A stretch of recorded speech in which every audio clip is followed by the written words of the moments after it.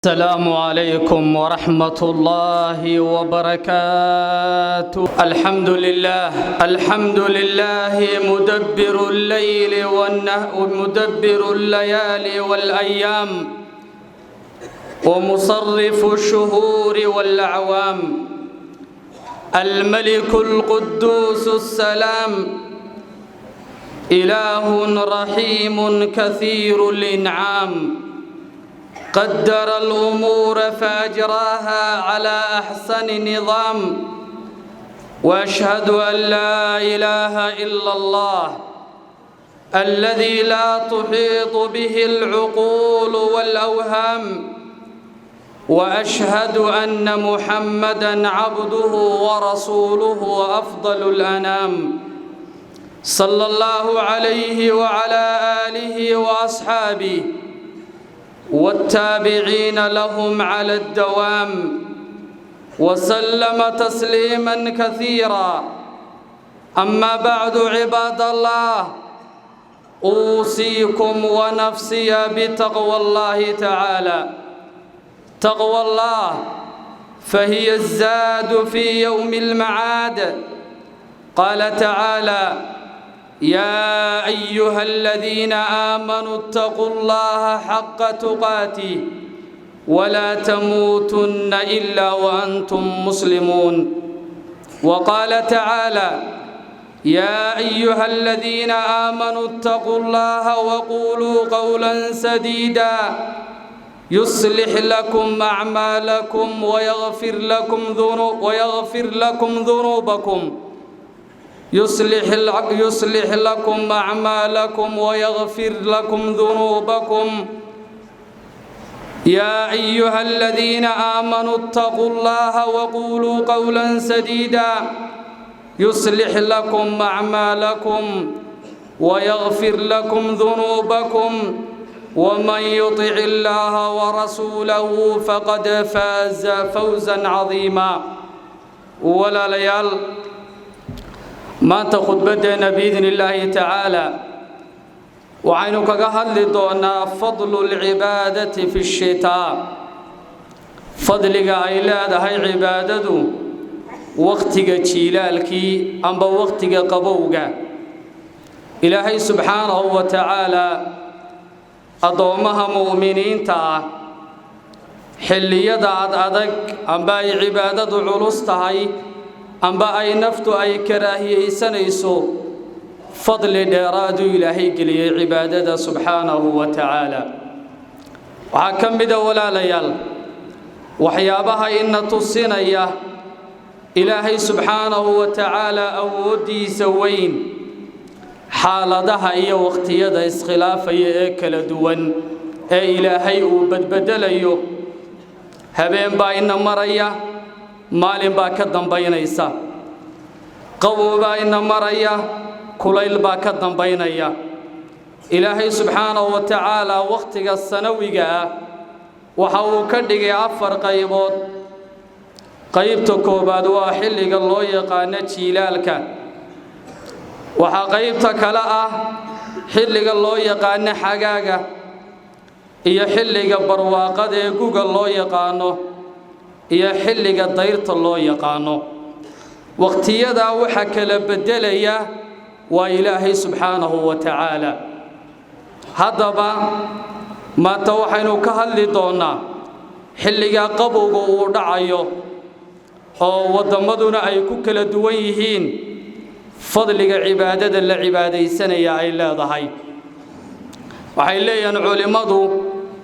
2 jaanis baa ku jira xilliga jiilaalka. jaaniska koobaad ee qofka ugu jira waxa weeye qabowga dhacaya ee qofku uu ka baqanayo biyihii ee aanu maydhan karaynin, weysaysan karaynin.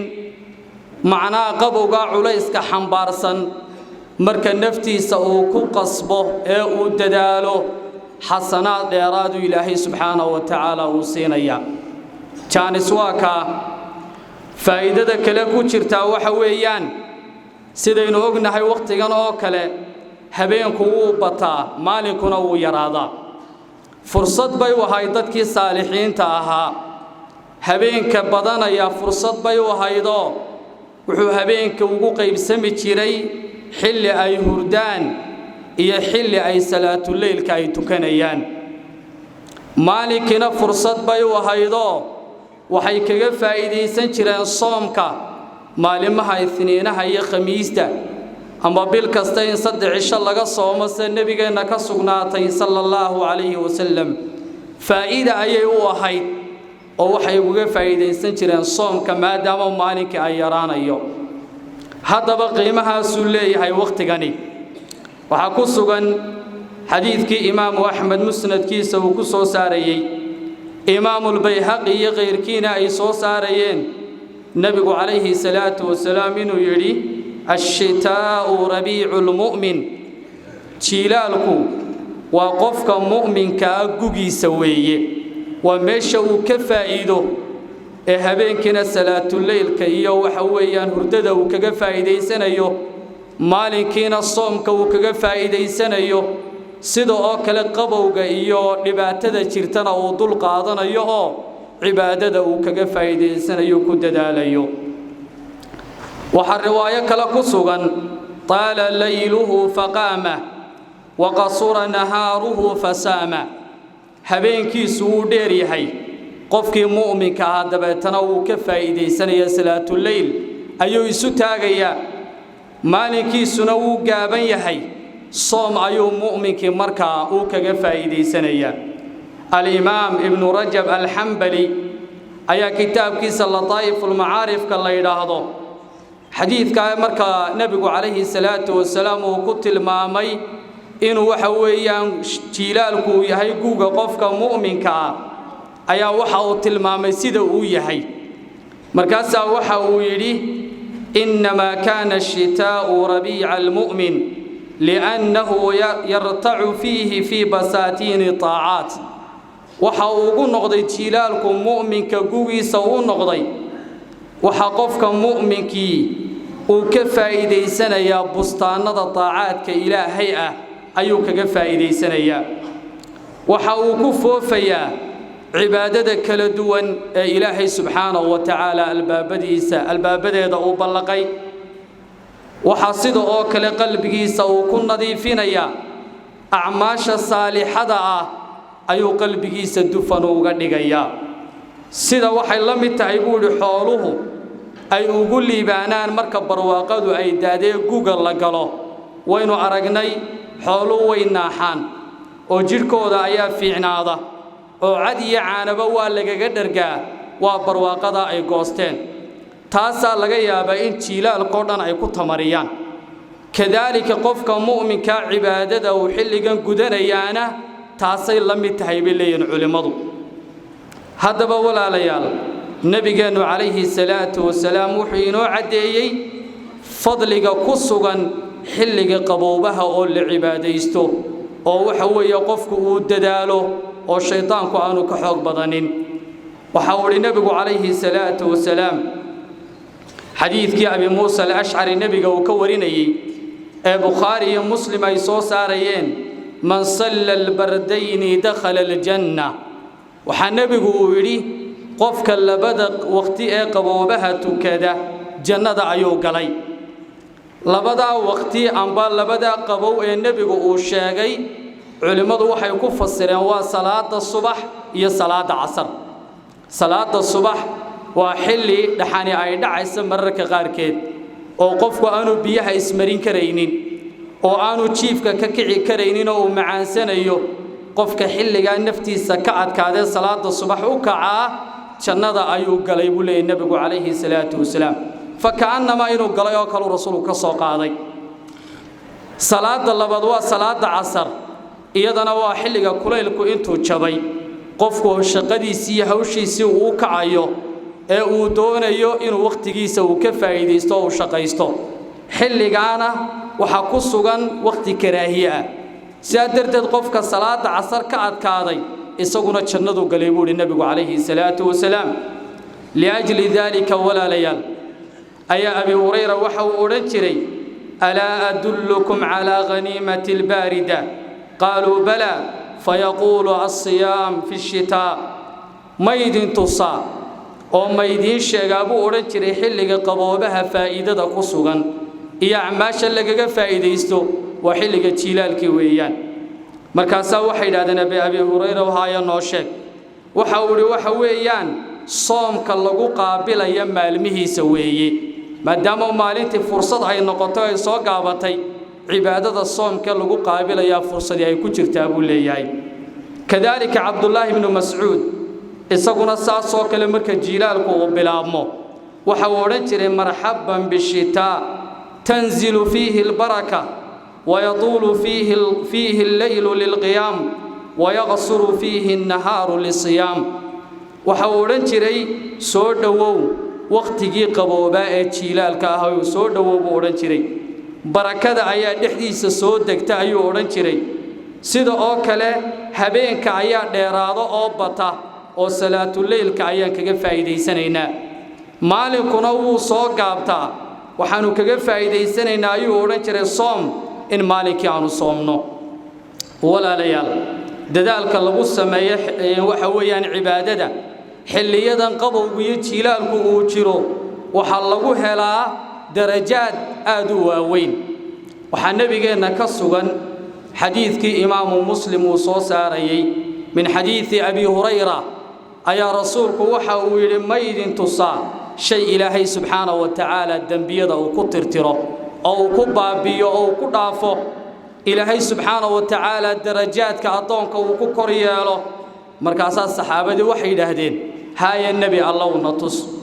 waxa uu nabigu calayhi salaatu wasalaam isbaaqul wudu'i ala al makari wa kathratul khuta ila al masajid وانتظار الصلاة بعد الصلاة فذلكم الرباط بول الرسول صلى الله عليه وسلم وحويان بوري وحيابها إلهي الدنبيغا وكرافو أدوكنا إلهي درجات وقود اللعسيو وويسد الله حيل إرادو حلقا نفتو أي بقانيسو أي كراهي سنسبيها أم بشق أي قوطة لأي أدك دقيسو وقتها كراهيدو أي جرتو أو ويسد حبنها الله إلاليو أو صدح ديدو قار حبن كستلا ميرو أو ويسد الله إلاليو ayaa kamida buuri nabigu calayhi salaatu wasalaam waxa kale oo kamida waxyaabo ilaahay dambiga uu ku tirtiro talaabada oo xagga masaajidka loo badiyo xilliga qabow intaad goor hore kacdid inaad salaada subax jamaca goor hore aad tagtid waxyaabaha ilaahay agtiisa wax weyn lagaga helo ayay kamid tahay waxa kamida buuri nabigu calayhi salaatu wasalaam waxyaabaha dambiga lagu dhaafayo adoonkana lagu dalacsiinayo salaado qofku uu tukado oo salaadii kale halkeeda hadana uu ku sii sugo macnaa salaadii baad halkan ku tukatay masaajidkii ilaa intii salaada kale ay ka gaadhaysay waad fadhiday waxaad sugaysaana waa maxay salaada kale ayaa dadaal ugu jirtay inaad halka ku tukato waxay la mid tahay buu rasuulku yiri arintaasi qof jihaadka dhufayskiisii hore ku jiro oo kale qofku markuu xagga hore dhufayska uu ku jiro de dhinacna uu ciirsan maayo waa qofka shiishka uu haystay cadawga iska ilaalinaya sidaas oo kale uu ka dhigan yahay buu leeyahay nabigu calayhi salaatu wasalaam qofka arrimaha sameeynaya waxyaabaha xilligan walaalayaal uu xambaarsan yahay ee innakana inoo aadam bidhaafka waxa kamida had iyo jeer marka qabowbuhu uu yimaado xanuuna iska yimaada qofka duri baa ku dhaca xumad baa ku dhacda waxyaabahaas uu xambaarsan yahay waqtiga qabowbuhu adiga dambi dhaaf buu ku yahay xumada xanuunka duriga waxa ku dhibaya ilaahay dambigu kaaga dhaafaya marka waxa loo baahan yahay adoonku inuu ku sabro oo aanu ka xumaanin waxa ku sugan xadiidkii imaam muslim uu soo saaray min xadiisi jaabir rasuulku sallallahu alayhi wasallam wuxuu soo galay islaan la oran jiray saayib ummul musayyibna waa la oran jiray islaanta labadaba waa la sheegay dabeetana iyada oo xanuunsanaysa oo gariirisa buu nabigu arkay sallallahu alayhi wasallam markaas wuxuu yiri maxaad lan qandhanaysaa ee kugu dhacay ayuu nabigu islaantii ku yiri waxay tiri al-humma la barakallahu fiha waxay haysabay tiri xumad ilaahay uu barakaynine oo alla ma barakeeye xumad bay haysabay tiroon la xanuunsanaya rasuulkii ilaahayow rasuulku waxa uu ku yiri xumadaha caay ha aflagaadayn فإنها تذهب الخطايا بني آدم كما يذهب الكير خبث الحديد وحول النبي عليه الصلاة والسلام حمضاسي قفك مؤمنك دنبغيسا way ka kaxaysaa way ka nadiifisaa oo Ilaahay uu kaga dhaafaa sida qofka buufimada haysta birta inta xun iyo inta fiican uu kala saaro ee inta fiican ay u soo hadho waxa xashiishka iyo qariibana uu uga saaro sidaas oo kale xumadu ku nadiifinaysa marka xagga marka laga eego wanaag baabay ku tahay ha caayin marka waa lagu dambi dhaafayaa waqtigan walaalayaal aynu ku jirno فوائد وليه وحكمدا وقت الكفارات والدرجات العلى وحل قال له له دنب دافيدا iyo darajooyinka sare waa xilliga adoonku fursad uu helo weeyaan waxa ku sugan xadiidkii Imam Tirmidhi uu soo saarayay sidoo kale Imam Ahmad musnadkiisa uu ku warinayay min xadiisi Abdullah ibn Abbas ayaa waxa uu yiri nabigu calayhi salaatu wasalaam ilaahay subhanahu wa ta'ala ayaan wada kulanay buu rasuulku yiri markaas waxa uu yiri ilaahay nabiga oranaya hal tadri fima yaxtasimu al-mala'u al-a'la muhammadow ma ogtahay waxa isku haystaan ee ay ku doodayaan makhluuqa samaawaadka ku nooli doodooda waxay ka socoto ma ogtahay markaas wuxuu nabi allah arinta wax ilaahayow rasuulka oranaya arinta ma ogiyo ma garanayo dabeetana waxa uu rasuulku xijaabka layga qaadayba samaawaadkiiba waa la hor keenay nabiga calayhi salaatu wasalaam su'aashiiba haddana ilaahay uu igu soo celiyay markaas wuxuu yiri ma ogtahay muhammadow waxa malaa'ul aluhu ay hadal hayaan ay ku doodayaan waxaan yiri ilaahay oo imika waan arkaa waan garanayaa waxay ku doodayaan waxa weeye waxyaabaha dambiga lagu dhaafo ayay ku doodayaan iyo waxyaabaha adoonka lagu dalacsiyo darajo sare uu ku helo labada qodob bay hadal hayaan haddaba nabigu wuxuu tiriyay waxyaabihii dambiga lagu dhaafay markaas wuxuu yiri al-mukthu fil masajid ba'da as-salawat حكمدا waxyaabaha dunuubta lagu dhaafo masaajidka oo lagu nagaado oo la fadhiyo salaadaha kadib waa xilliga inagu markanu salaada aynu gudano kabaha aynu la boobna aynu yaacna weeye ee la moodo in jeel laynaga sii daayay xilligaas oo masaajidka la sii fadhiyo ayaa lagu dhaafaa dambiga ayay leeyihiin wal mashyu ala al aqdam ila al jamaa'at waxa kale ay leeyihiin waxa dunuubta lagu dhaafaa jamaa oo qofku uu lugeeyo oo lugtiisa uu adeegsado oo jamaa uu ka qayb galo taana dambiga lagu dhaafaa bay leeyihiin waxa kale ay leeyihiin wa isbaaqul wudu'i fil makari xilliyada qofku naftiisu biyaha ay karaahiyeysanayso ee qabowgu uu jiro oo biyaha lagu xeel dheeraado ayaa dunuubta lagu dhaafaa dabeetana waxa uu yiri rasuulku alla waxa uu igu yiri sadaqata ya muhammad محمد ورمبا شيكتو واسدا وحاو يقول مركا إلهي سبحانه وتعالى ومن فعل ذلك عاش بخير ومات بخير وكان من خطيئته كيوم ولدت أمه قفك حتى واسدا كل ولا أرمها إلالية ومساجدك حقي سؤال الله صعده ومساجدك أول لقنا قاده الله صيف فردية سلادها كذب وويسدو حلق قبو قال له حال ديراده qofka sidaas sameeyay dhaqanka la yimaada khayr buu ku noolaanaya khayrna wuu ku dhimanayaa buu nabigu calayhi salaatu wasalaam dambaafna wuu helayaayo dambi wuxuu ka noqonayaa sidii maalintii ay hooyadii dhashay oo kale khayrkaas ayaa qofku uu mutaysanaya waxa uu yiri marka ilaahay markaad salaada tukato waxa tiraahdaa ducadan akhriso ilaahay waxaan ku weydiisanayaa khayrka samayntiisa waxaan ku weydiisanayaa munkarka inaan ka fogaado waxaan ku weydiisanayaa masaayikiinta inaan jeclaado waxaan ku weydiisanayaa inaad ii dambi dhaaftidood ii naxariisatid oo toobada aad iga aqbashid waxa kale oo tiraahdaa buu yiri ilaahayow adoomahaaga hadaad fitna la damacdid oo aad doontid inaad imtixaantid ilaahu imtixaanka iga badbaadi oo iga nabadgeli taana ku ducayso waxa kale oo markaa nabigu haddana uu ka waramay waxyaabihii dambiga lagu dhaafay baynu sheegnay Soomaha waxyaabii addoonka lagu dalacsiinayay markaasaa wuxuu yidhi waxay ka sheekaysanayaan waxaa ka mid a ee addoonka lagu dalacsiiyo wa ifshaa'u salaami wa itcaamu aطacaami waasalaatu billeyli wannaasu niyaam waxaa yidhi waxaa ka mid a salaanta oo la fidiyo oo laysa salaamo saxaabada qaar baa maqsuuqa intay soo galaan dan kaleba aanu soo geli jirin waxay u soo geli jireen inay dadka salaamaanu oo salaantaasuna ay wadaan salaantaasoo la badiyo ayaa ka mid a ummadda la salaamayo loo ducaynayo waxyaabaha addoonka lagu dalacsiiyo waxaa ka mid ah masaakiinta oo la quudiyo wax la siiyo waxaa ka mid a habeenkii oo salaatuleylka la tukado inta dadku ay hurdaan walaalayaal waqtiga ina maraya waa fursad qaaliya aynu ka faa'iidaysanno waxaan khudbadda maanta inoogu soo diyaariyey mowduucan ku saabsan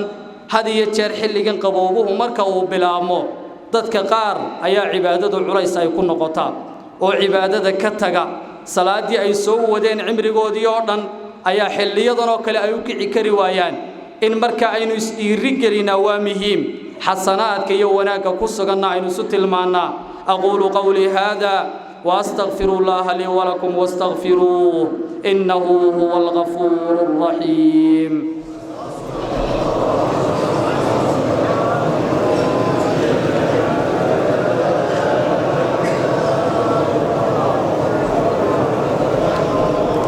الحمد لله رب العالمين والعاقبة للمتقين ولا عدوان إلا على الظالمين وأشهد أن لا إله إلا الله وحده لا شريك له وأشهد أن سيدنا ونبينا محمدًا عبده ورسوله أما بعد فيا عباد الله أوصيكم ونفسي بتقوى الله تعالى فقد قال الله تعالى في محكم تنزيله وهو أصدق القائلين يا أيها الذين آمنوا اتقوا الله ولتنظر نفس ما قدمت لغد واتقوا الله إن الله خبير بما تعملون ثم صلوا وسلموا على من زاده الله شرفا وتعظيما كما أمرنا الله تعالى بقوله جل وعلا إن الله وملائكته يصلون على النبي يا أيها الذين آمنوا صلوا عليه وسلموا تسليما اللهم صل على محمد وعلى آل محمد وبارك على محمد وعلى آل محمد كما باركت على إبراهيم وعلى آل إبراهيم في العالمين إنك حميد مجيد اللهم اغفر للمؤمنين والمؤمنات والمسلمين والمسلمات الأحياء منهم والأموات ارحمنا برحمتك يا أرحم الراحمين ربنا آتنا في الدنيا حسنة وفي الآخرة حسنة وقنا عذاب النار ربنا لا تزغ قلوبنا بعد إذ هديتنا وهب لنا من لدنك رحمة يا أرحم الراحمين يا أرحم الراحمين ارحمنا يا أرحم الراحمين ارحمنا اللهم ول أمورنا خيارنا ولا تول أمورنا شرارنا وارفع مقتك وغضبك عنا يا الله عباد الله إن الله يأمر بالعدل والإحسان وإيتاء ذي القربى وينهى عن الفحشاء والمنكر والبغي يعظكم لعلكم تذكرون فاذكروا الله العظيم يذكركم وعلى نعمه يزدكم ولذكر الله أكبر والله يعلم ما تصنعون وأقم الصلاة